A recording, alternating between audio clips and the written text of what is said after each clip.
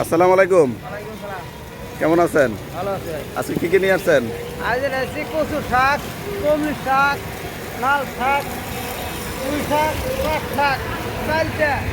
অনেক কিছু নিয়ে আসছেন না? হ্যাঁ, কোথা থেকে নিয়ে আসছেন? কাইলাগুর বাজার।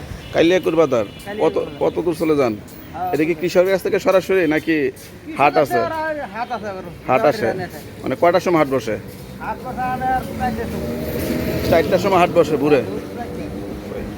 এখান থেকে কয়টার সময় রওনা দেন এখান থেকে? আমি রওনা দিতে সাড়ে চারটে। 4:30। আজকে দেরি হয়ে গেছে। না, ঠিকই আছে, এইটা আমার ঠিক। বেচতে চাই। ব্যস্ত ব্যস্ত আছেন। তাহলে আজকে কচু শাক কত করে বেচতেছেন? 10 টাকা। 10 টাকা। তো সস্তায় আসতে টাকা দাও। কলমি শাক কমলি শাক 15 টাকা। 15 টাকা। তারপর চালটা কত করে? চালটা 15 টাকা। 15 টাকা। লাল শাক লাল শাক 20 টাকা। 20 টাকা। পুঁই শাক পুঁই শাক 30, পাট শাক 15 টাকা দেয় না।